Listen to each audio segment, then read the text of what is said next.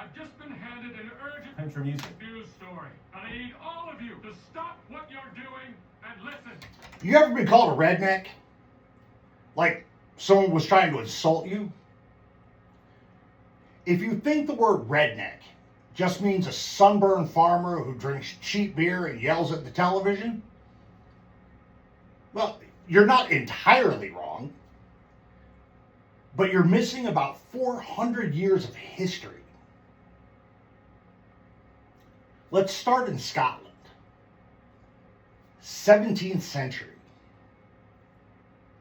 Dissenting Presbyterians were so fed up with the crown that they signed manifestos in their own blood and wore red scarves around their necks in defiance. They were called rednecks.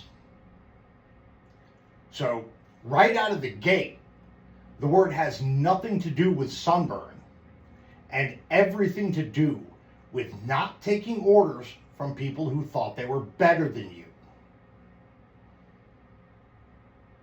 Fast forward to 1921, West Virginia.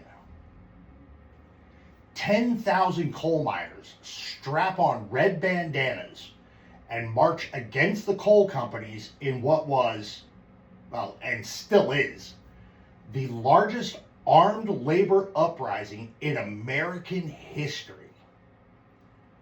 The Battle of Blair Mountain. The coal bosses started calling these workers rednecks.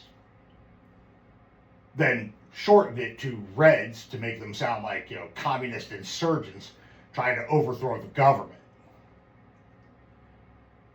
Because nothing discredits a man asking for a living wage like calling him a Bolshevik.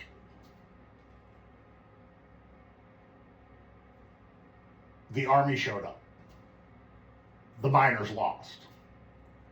But the story didn't die. What's remarkable is how a word that started as a slur, used by the elite to dismiss the poor, by coal barons to crush labor organizations,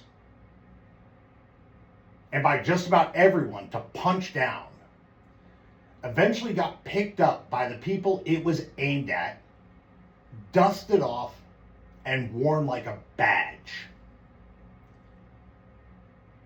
Jeff Foxworthy built a career on it. George Strait, Craig Morgan, and Gretchen Wilson sang about it. Half of Nashville made a living off it. Turns out the best thing you can do with a word somebody uses to insult you is to beat them to the punchline.